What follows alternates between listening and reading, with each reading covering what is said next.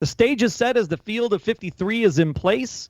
We say goodbye to Josh Sitton and soon look ahead to the return of number 87 as we prepare for the Jaguars and opening day next on your Packers Fan Podcast. Hey Packers fans, this is your unofficial Packers Fan Podcast, and these are the podcasters you're looking for. One of these guys was once a club DJ in a country saloon, and the other guy gave up his seats on the 20-yard line so 12,000 more fans could enjoy the game live. And now it's time to Go Pack Go with your hosts Wayne Henderson and Troy Heinritz. Thanks for tuning in to the Packers Fan Podcast. It's the show by and for fans of your 13-time NFL champion Green Bay Packers. And we've got the feedback hotline that we want you to use to get in touch with us and share it on the next episode. Give us a call at area code 920-3PACK-GO. Again, 920-3PACK-GO. Or simply visit PackersFanPodcast.com/feedback to be part of the show. This episode is 110 of your Packers Fan Podcast, recorded September 6th, 2016, and all of the show notes can be found at PackersFanPodcast.com/110. On this episode, we'll be sharing the highlights and lowlights from the preseason loss to the Kansas City Chiefs. The loss alone is a low light. But we'll talk about those roster cuts. Josh Sitton, wow. The Packers got down to 53 over the weekend. And we have some other Packers news, and we will finally be previewing a regular season game. Whoop, whoop. We are going to take a look at Packers at Jaguars opening day. We'll even make our crazy guesses as to what we think the final score of this game may be. And I'm at Wayne Henderson, your voice acting, podcasting part owner of the Green Bay Packers. And I'm at Troy Heinritz, excited to start off the season with a home game. Oh, wait. Yeah, maybe another time. I see what you did there. The Packers Fan Podcast is proud to be part of the SPNT.TV Sports Podcast Network, and now we are on the go with our free Packers Fan Podcast app for iOS and Android, presented by theticketking.com. Remember, you're not sold out until the king is sold out. Get Packers tickets at the best prices by visiting PackersFanPodcast.com/tickets. Also, become part of the Packers Fan Podcast Patreon supporter group. Number one, it helps us grow the show to bring you more great content each and every week. But there's different reward levels for you as well. So just visit PackersFanPodcast.com/support. Even a chance to go to a game with me next season. It's going to be great. So just head on over to PackersFanPodcast.com/support for all the details. And with that, why don't we take a brief look at the final preseason game? Real brief. Jacob Schum, he's in the house. He's kicking the ball and looks to be okay. That's true. He's fitting in quite nicely. You know, we are, of course, very nervous, like we talked about last week. So it's good to have Jacob part of the team, and here's to many great punts this season. Yes, because he did make the roster of 53 because there was nobody else. Speaking of punting, Kansas City wasn't having any of that on Thursday night last week, thanks to Ty Montgomery. What about that block punt, Sir Wayne? That is good stuff, and anytime Ty Montgomery gets to make some highlights, I know the Texas Packers fans are extra happy. And it's great to see Ty Montgomery stepping up in the special teams department again. Remember, he was our return person for last year, so if he can be blocking punts with his size and speed, I think that would be some fun to watch this season. I hope that I get to watch some of that this coming Sunday morning. Whoop, whoop. Oh, that's right. 10 a.m. game for you. Yes, nice and early. All right, big downfield plays are what we were lacking last year, and Callahan decided to throw one up there for 40 yards to good old Abracadabra Abradaris. That's right, he pulled that sucker down. I hope we get to see a lot of those once Rodgers takes the field. Yeah, Callahan is definitely making a name for himself as the backup quarterback, and with Hundley being a little bit hobbled, only makes sense that we keep them both just in case. We should also mention that Abadaris had a great 40-yard return in the special teams. So, again, our wide receivers is taking a step forward and doing some stuff on special teams, which obviously helps make the team, even though we kept 7 receivers. But that'll come later. 2 interceptions and a fumble recovery. I think the defense is ready to rock. What do you say? Yes, and it's nice knowing that we've got that comfort level on the other side of the ball. They are looking very, very nice indeed, even though in preseason, supposedly, defense, is pretty vanilla. Ours looked pretty sharp. And other than some good play from the defense, well, there were some lowlights. You know, it was preseason game 4, and just hearing that, you know that it was going to be a kind of ugly game, not very exciting, and not just because we had less points than the other team when time ran out. That's true. And you hate to say it this way, but I was really glad I only spent an hour watching the game. You spent 3. Yes, I had that a free 7-day trial of the NFL Game Pass or whatever it's called. And that was the only way I was able to get to see that game live. And that was an investment of time. Yes, it was. Yes, it was. I only watched the condensed version on Friday night. Nice. So we won't go completely undefeated in the 2016 campaign. That's kind of a bummer. Kind of. But as long as we go 19-0 in the regular season, I am all good, Troy. Let me just tell you. Okay, I'm happy again.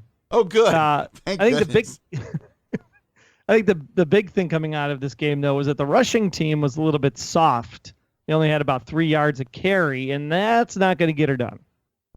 You know, that's probably one of the main things that made me think that this was just overall a yawner, was just the fact that after seeing so much punch from the running backs early in this preseason, this time, I think they basically were just kind of taking it easy because everybody knows where they're going to end up on the running game pretty much.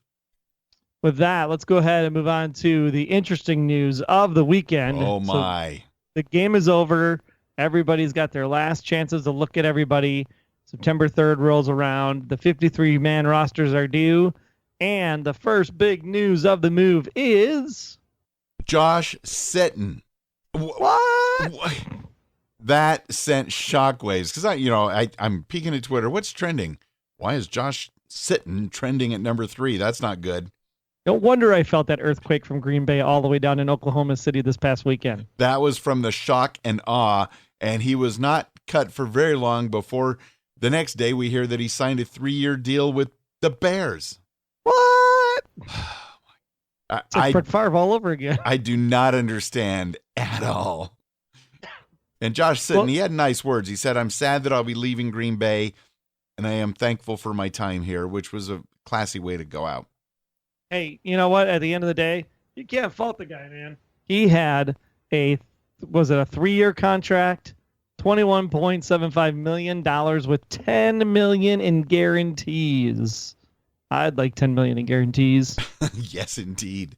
I wish him well, but that's hard to say if he's playing for the Bears. So there's at least 2 games this year where I do not wish the offensive line of the Bears much success. I would rather see Jay Cutler get sacked over and over and over by the green and gold.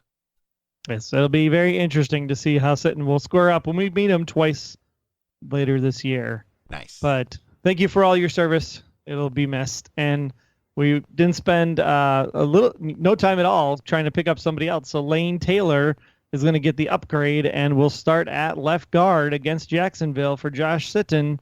That left guard position, man. Oh, man, that is a tough one to play. Please, please, please protect Aaron Rodgers. Please. That is his blind side, so make sure you do what you can, right? I was also very shocked, I think, that Geronimo Allison didn't make the team, even keeping 7 receivers. They did keep Janis, which he has a club on his hand, so I don't know how that's going to work out, but apparently they liked what they saw in Janis, even though he didn't play much of the preseason over Geronimo. I would have kept Geronimo. But the good news is he cleared waivers. So for those that are playing along at home, what that means is that nobody else picked up Geronimo, which means the Packers have a chance to sign him for the practice squad, which would be great to hold on to Geronimo for another year.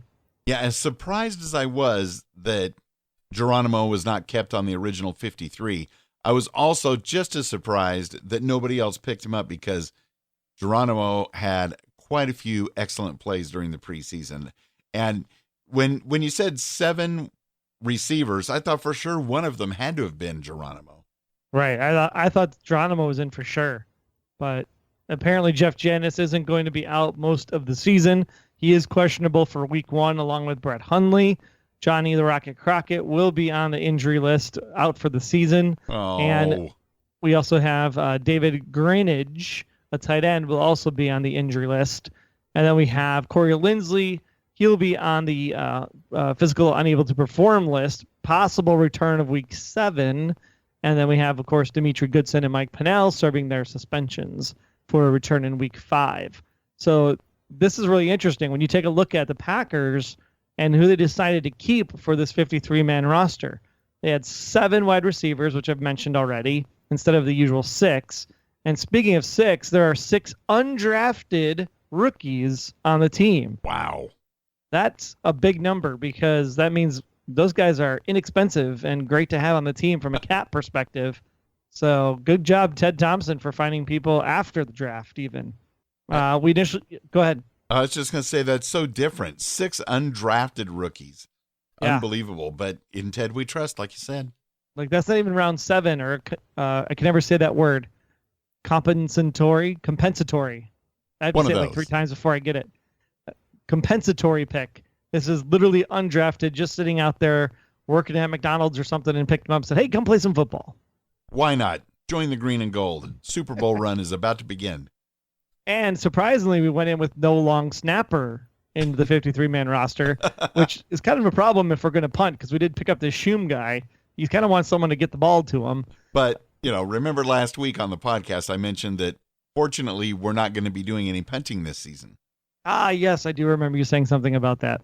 Now, this might be a good strategy, though, because if you think about fantasy football, some teams, when you're drafting, don't draft a kicker because kickers are a dime a dozen, especially in like a 10-team league, right? You have 32 kickers to pick from. And so you'd rather take one of those picks, if your league will allow it, and grab maybe another wide receiver or another running back just so you can block somebody else from having that person. And maybe that's what Ted was going for here, was that he was waiting to see what was going to happen with the long snapper situation and said, hey, you know what? I'd rather keep someone like, I don't know, picking out a name out of the hat, right? Like Banjo or somebody. And said, hey, we're going to keep this Banjo guy, and then we're going to figure out how to deal with the 53 movement later and shuffle somebody around to get a long snapper onto the team. So surprisingly enough, I just found out that Mr. Good would be back playing the long snapper position. So that'll be interesting to see how that plays. Also really intriguing is that we kept 6 safeties this year, Wayne. Have you ever heard that many safeties being kept on a team? I didn't even know there were that many in the NFC North. 2, 4. Well, there's 8. 8 that actually play, right? Wow. If you count the 4 teams. 6 safeties. Now, this is confusing to me because I just mentioned we have 1 defensive line suspension and 1 defensive D-back suspension. So you think that you would shift those extra people around to cover the suspension side of things because they're a little bit thin on the defensive line. So not sure what they're going to do here. Maybe they're thinking about playing some kind of nickel coverage or something more often and using the free safeties as cornerbacks. We'll have to wait and see what the plan is from Don Capers, but you're going to have, your core 4 of Hyde, Banjo, and then I'm missing one. Who am I missing? Morgan Burnett. How can I miss Morgan Burnett? Don't oh my gosh. forget about Morgan Burnett. I am so sorry. Long weekend. Had a lot of fun yes, down you in did. Oklahoma City. And then, of course, Bryce and Evans are back there, too. They did a great job in preseason. So why not keep 6, I guess? That's really the big question.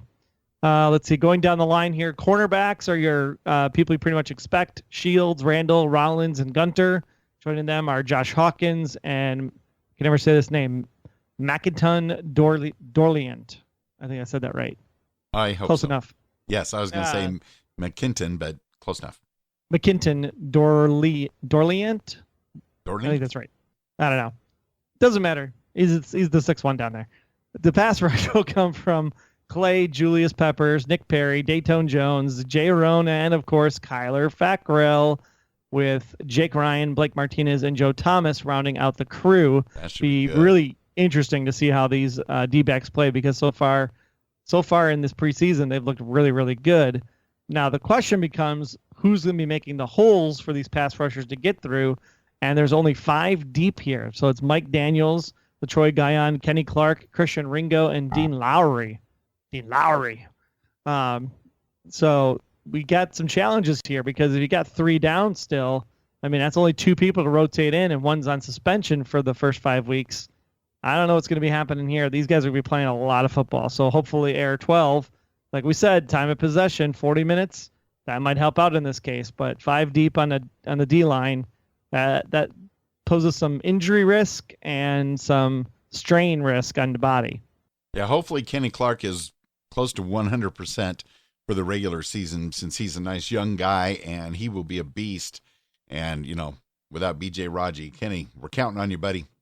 So actually we have one suspension and one pseudo injury already with Kenny's back, right? Right. And so this is an issue because now there's only 3. Just hoping for the best. And you're right. The time of possession, if we can do anything in the regular season close to what we did in those first 3 preseason games, it'll just be mind-boggling. Now, when you take a look at what's going to be protecting AR-12 this season, you have TJ Lang and Brian Balaga, JC Treader at the center, Bakhtiari is back. You got the new guys, Jason Spriggs, Don Barkley, and now Lane Taylor, along with Kyle Murphy. So still a pretty good, decent offensive line. Let's just see how things happen with Lane Taylor getting the start out there on the left side. That should be interesting. But, these guys, they get paid a lot of money to coach when they see something in Lane that they wanted and move Josh off. So we'll see what happens. And hopefully that group can work together as a unit, because it takes a little while to build up that chemistry. So I know that's why they have practice, and I am hoping for the best. I do not want to see AR-12 on the ground. Please, please, please. Please, please, please. Tight ends and running backs, no shock there. No. Cook, Rogers, Perillo. Cook was actually number 1. I thought that was interesting. Followed by Lacey, Starks, Burks, and Ripkowski. Now, Burks was the one that was leading that abysmal charge against the Kansas City Chiefs. Didn't run the greatest, but at least we have a third one back there because of the fact that Johnny the Rocket Crockett is out for the season. And your 7 receivers, that's 7, not 6, 7 receivers, are Jordy, Randall Cobb, Adams, Montgomery, Abadaris, draft pick Trevor Davis, and Jeff Janis hanging on by a cast. Well, if Jeff can make some great one-handed catches while he's healing up the other hand, we're all good. And that's congrats to Joe Callahan, right? He made the 53 roster, not just a practice squad guy, but I'm sure that's due to the unknown nature of Hundley's ankle week to week. So we'll see how long we keep 3 active when the game starts each week. I don't know about you, but I feel just more comfortable overall having 3 quarterbacks active. It always made me nervous when we just had the one backup and the other guy on the practice squad. Especially that one season, right? Oh, my goodness. We were just pulling in anybody. Hey, you want to play quarterback this week? Suit up. Have you thrown the ball before? You're hired. That was crazy. Oh, my gosh. We had some feedback come in after this game, did we not? Yes, social media. We got a lot of retweets on Twitter from you this past week, and thank you. Way too many to list for all the retweets. You know who you are, and we want to thank you. We also heard on Facebook from Brett Connor in the UK, and he basically says, Josh Sitton cut but kept a hold of Don Barclay? Baffled, but in Ted we trust. Hopefully Lane Taylor can step up and give AR-12 the protection he needs, but the biggest cut is still yet to be confirmed. I will be upset if Coach McCarthy shaves his beard.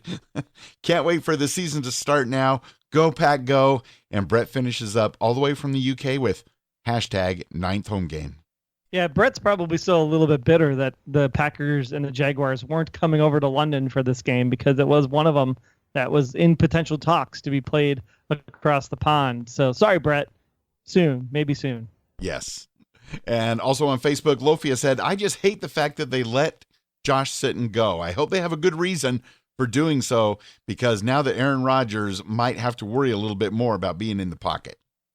Well, and it's good that Aaron Rodgers got the surgery taken care of last year, so that way he could be more mobile. We saw him be more mobile in the 2 series that he played during the preseason. There was no cap issues to move Sitton, so I'm not sure what was going on there. Sure, he was getting a little bit older. Maybe his play degraded just a little bit over the last year, but I didn't see any reason to move him other than his contract was coming due at the end of this season, so he was going to be a free agent because he would have to get some kind of big payday in order to stay in Green Bay. So maybe that looming contract negotiation talk was something that they said, hey, you know what, we're just not going to deal with it. We're going to keep what we have. We feel good about our line, so we're not going to renew your contract anyway. So go ahead and make the move now and just don't have to deal with any of the contract discussions throughout the course of the year. And then he got his big payday from Chicago. Oh, my goodness. Hey, you know what? Maybe Cutler won't be on the ground as much this year now. Oh, well. we'll still find a way to win, of course. And on Twitter, Dawn, #1 Packers fan in Texas, says, hopefully we have a Super Bowl bound team. Just sad about Sitton not being along with us.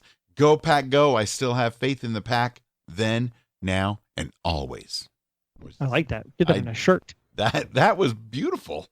And Danette on Twitter, I like who we kept. We'll miss Sitton, but the roster has to get younger. I'm thrilled with the quarterback choice. And Ryan Hunter, who's at Chosen Radar, no Sitton? Interesting. That's one way to put it. Brian Moss on Twitter, it would be different if Sitton went to the Vikings or Lions. But the Bears? WT, you know what. And yeah. Apple Mac 19 on Twitter. Let's hope Aaron has the time to find opening players. Opening series will be a huge test for the new O-line. That it will. That it will indeed. I think the O-line is going to be okay. I'm not too concerned about the O-line. I think they did some really great stuff in the preseason. They moved players around at different positions.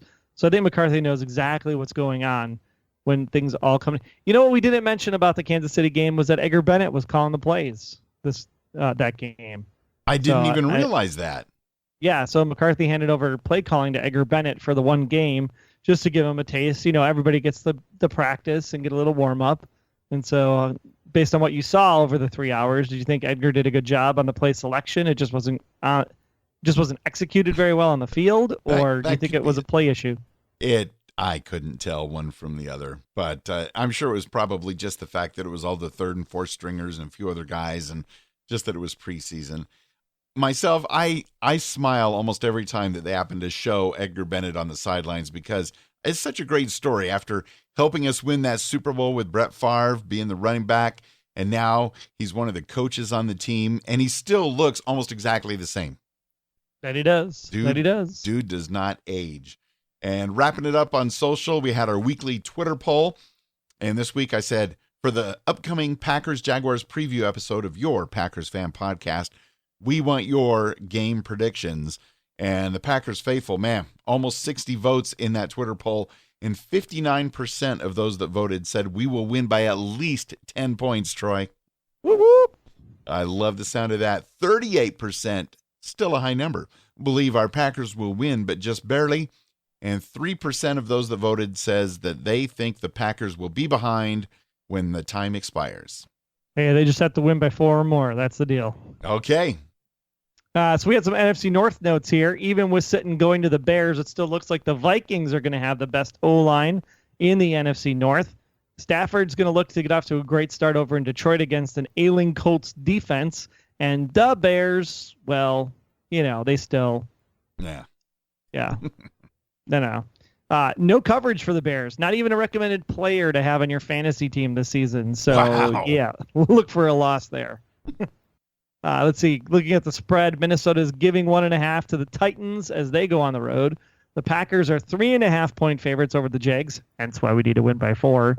And even with the beat-up defense, the Lions are actually getting 6 points from Indianapolis. Wow. And the Bears, well, they're not even on the schedule. Oh wait, yes they are. They're playing the Texans, and the Texans will spot them 4.5 points. Oh, very interesting indeed, Troy. Yes. So Minnesota favored, Packers favored. Not so much for the Lions and the Bears. Pretty much what we expected, though. What I thought interesting, though, is that for the entire Week 1 schedule, it looked like about 90% of the teams are playing NFC versus AFC. And I thought that was interesting because if you remember last season, I pitched how do you get an extra game in the schedule, like a 17-game season? And what was one of my options? Why don't you just play the AFC in the first week of the season so that you could have like an extra preseason game that won't count against your playoff standings because really those 4 games against the AFC don't matter except for overall record. And here you go. Exactly. We're playing mostly AFC games, so I like it. I like it a lot. I have a feeling, Sir Troy, that somebody in the scheduling department may have listened to you on that episode of the Packers Fan Podcast last year. Your idea, not just blowing smoke, I think your idea really is the way to go, and we should definitely revisit that I'm just glad that the Packers are much healthier at this point of the season, about ready to start, than we were last year. Well, you know, Wayne, as an owner of the NFL football team, I did go to the scheduling committee meeting. That was a wise move. Troy, nothing would surprise me. Let's just say that. Nothing. Don't I wish? Don't I wish? Packers, Jaguars, week 1. Well, the weather's going to be brutal anytime you go to Florida, except in December. But it shouldn't be too bad, because when you think about the temperatures here in the Midwest this past summer, it's been pretty stinking hot and humid here too. So the transition going down there to the Jaguars field of presence, it's going to be sunny, 92 degrees Fahrenheit, about a 20% precipitation with humidity actually down only 63%. Wow. With a nice. slight 10 mile an hour breeze. So I think that the heat and humidity won't be as much of a factor as we thought it might be. Now, if this game was played like, say, late October, early November down in Florida, where the temperatures up here are like 40 and it's still 100 down there, that might be a different story. It's all about the transition. Did you know this, Wayne, that the Jaguars have not actually been to a conference championship game since January of 2000? I believe that. And they haven't been to the playoffs since 2007. I didn't even remember them being in the playoffs in 2007. I know, hey? Interesting. Now, Bortles led the league in interceptions last season, so why not keep the streak going this Sunday? I like that. But keep in mind, though, he did have the second most touchdowns last season, so he can make the connection when he needs to. So Bortles and protecting him and keeping him in the pocket so we can get those sacks on Bortles and get him rushed is exactly what the game plan is for this weekend. It has to be. Now, a lot of money has also been spent to lock in and rebuild the Jaguars franchise.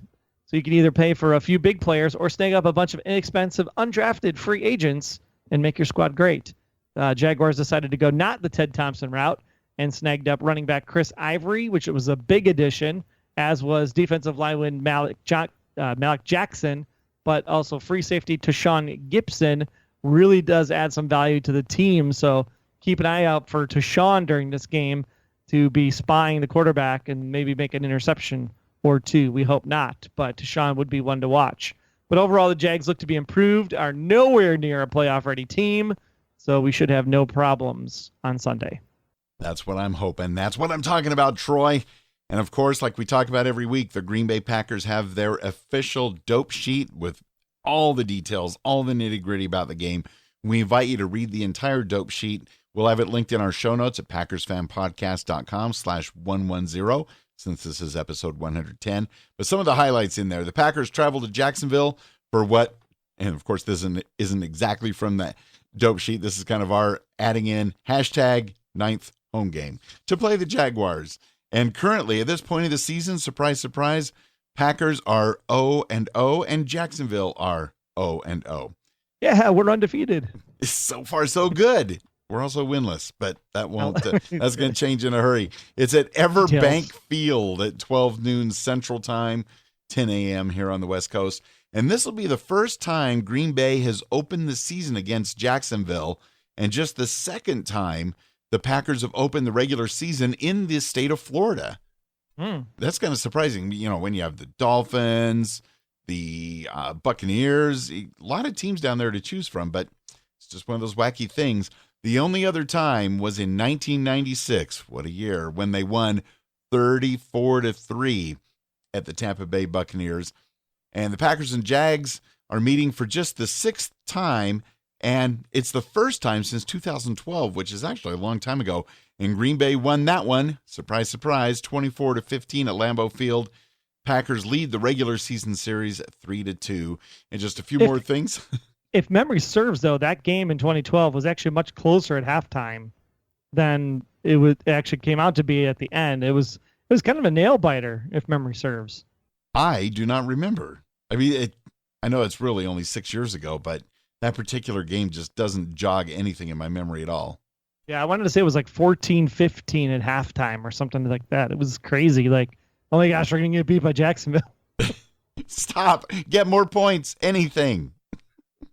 And we did, and we won, so it was all good. Yes, in the end. The world was right again. It was in balance. Yes, we can't have any shenanigans of that sort. Sunday will be the fourth time Green Bay has played in Jacksonville, and the first time since 2008. one of those rare 20-16 Jaguars victories. The Packers won their first 2 games at Jacksonville back in 95 and 2001, and it's the first time since it hosted the New York Jets in 2000 that Green Bay has opened the season against an AFC team. We know that'll change now that they're going to adopt my schedule. Yeah, we'll be playing the AFC every opening day. It could be very interesting indeed. Some notable connections. Gus Bradley is in his 5th year as the Jaguars head coach, and he is the 4th head coach of the Jaguars. And Packers defensive coordinator Dom Capers, love that guy.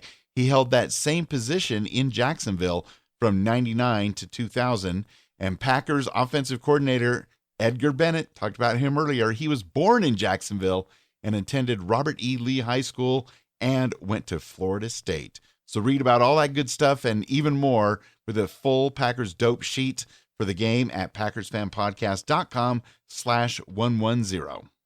So this is our favorite part of the show because we are going to predict the final score. And if you've never listened to the Packers Fan Podcast before, in any of its previous 5 seasons, I'm just going to spoil it for you right now. Wayne's going to pick the Packers to win every week. Now, on the stock commercials for the stock market, don't they always end with, previous performance does not guarantee future success?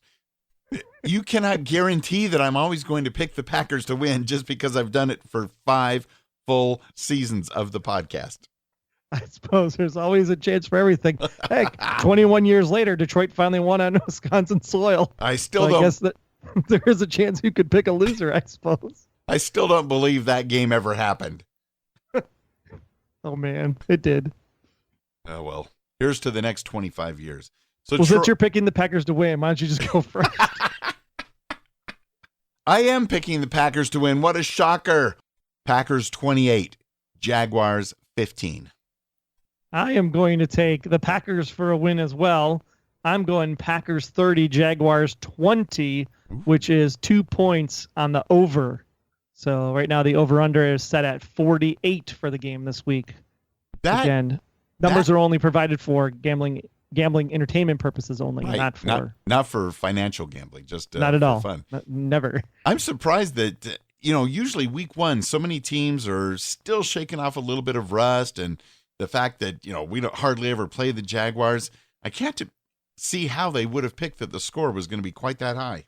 So we're both picking victories, which is good. 1-0 start. Yeah. But since this is the last of the preseason episodes, I think we also have to pick the entire season records. So what say you, Sir Wayne? Are you going to deviate from your 16-0s for the first time in 6 seasons? I don't know if I picked 16-0 the first season I did the Packers Fan Podcast.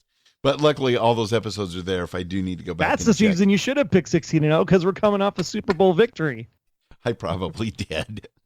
But, looking at our schedule and even, now that we've gone through training camp and preseason and it's going to start for real, I honestly, in my heart of hearts, do not see any reason that we are not going to win every single game this season. We are favored to win every single game this season as it stands right now. I mean, obviously you play to win the game and you actually have to play the game. 16-0, Packers undefeated. See, I look at 2 road games to go into the playoffs. Now, hopefully that won't make a difference because we'll already have home field advantage locked up after we destroy the Seahawks on December 11th. No doubt. But it is at Bears in winter, so that could be an interesting game. It's at Lambeau Field for Christmas Eve, so that could be bad weather. And then it's at the Lions, which is in a dome, so it doesn't matter. Plus, it's the Lions. There's always one that trips somebody up. Always one. So there's at least 15-1 right there.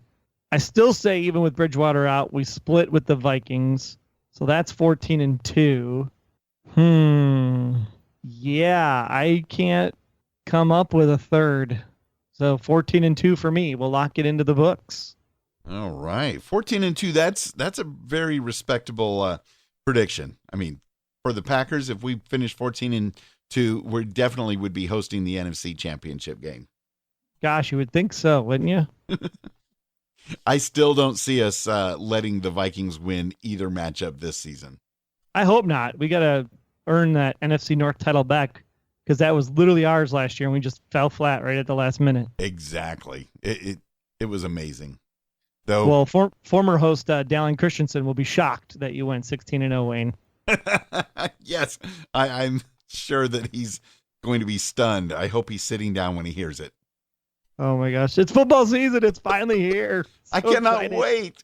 Thursday night, just not even 48 hours from the time that we're recording this, the rematch of the Super Bowl, a real game between the Broncos and the Panthers.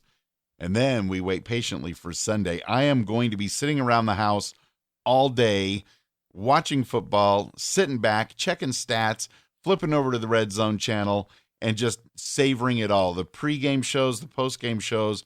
How about you, Troy? I will have to find my way to somewhere or listen to the radio broadcast because the Bears, for some reason, because I thought they weren't on the schedule, are playing at the same time as the Packers. So if I get to the sports bar, I have to get there early because it will be packed with Bears fans, unfortunately, and there will be nowhere to sit. It will be totally packed. And opening day is always pretty packed, even at the sports bars around here. I mean, yeah, for sure. Everybody's like, football, football, football. So I am actually going to have a slight deviation to my plans. For the Packers game, my son has the NFL DirecTV ticket, and I'm going to watch that, and then I'll come back here and veg out the rest of the day. But I'm so excited to see this game. It's going to, like we talked about before, I still can't get used to the Jaguars having those two-tone helmets, and you can't get used to the Jaguars being in the NFL. It's very true. So oh my God. The whole thing's going to be strange, but I'm glad the weather's not going to be as brutal as it has probably been on opening day in years past. Do you remember in the 80s when it used to be like the Green Bay Buccaneers because each of them was only good for a half? Maybe we could do something there like the Chicago Jaguars or something. Yeah. A Florida team and an NFC North division team because they're probably only going to be good for a half each too. And we will find out when it comes to Sunday. NFL Kickoff 2016 is finally here. And we want to remind you that the Unofficial Packers Fan Podcast is not affiliated with the NFL or the Green Bay Packers. However, if you know someone that can make that happen, tell them to email media@PackersFanPodcast.com. And don't forget to become a Packers Fan Podcast faithful supporter by visiting PackersFanPodcast.com/support so you can make your podcast. That's right. This is for fans, by fans. Make your podcast even better. And remember to listen to us on the go with our free Packers Fan Podcast apps for iOS and Android. Those are presented by theticketking.com. Don't get sold out of your next Packers game. Visit PackersFanPodcast.com/tickets for all those details. And all season long, follow us at PackersFanPod on Twitter. Again, on Twitter, at PackersFanPod. You can also follow us on our personal accounts. We have other shenanigans going on there as well. Me, I'm at Wayne Henderson. And me, I'm at Troy Heinrichs. Be sure to like us on Facebook as well. Just visit PackersFanPodcast.com/Facebook to make sure you send in your thoughts, your suggestions, anything you want to talk about Sunday football. It's back, baby. It is the most wonderful time of the year. And remember, it's the most wonderful time. We better stop singing. But we do want to remind you that the PackersFanPodcast.com/feedback is another great link. That's where you go to get your thoughts in, let your voice be heard, keep the conversations going, as we'll be back for another fun episode of the Packers Fan Podcast very, very soon. In fact, just a week from now. But until then, thanks for listening to this episode of your Packers Fan Podcast. Be sure to subscribe in iTunes, download the apps, continue to support the podcast. Now, warm up those voices. Get ready, Green Bay Nation. It's time for the NFL season. Let's hear ya with a Go Pack Go!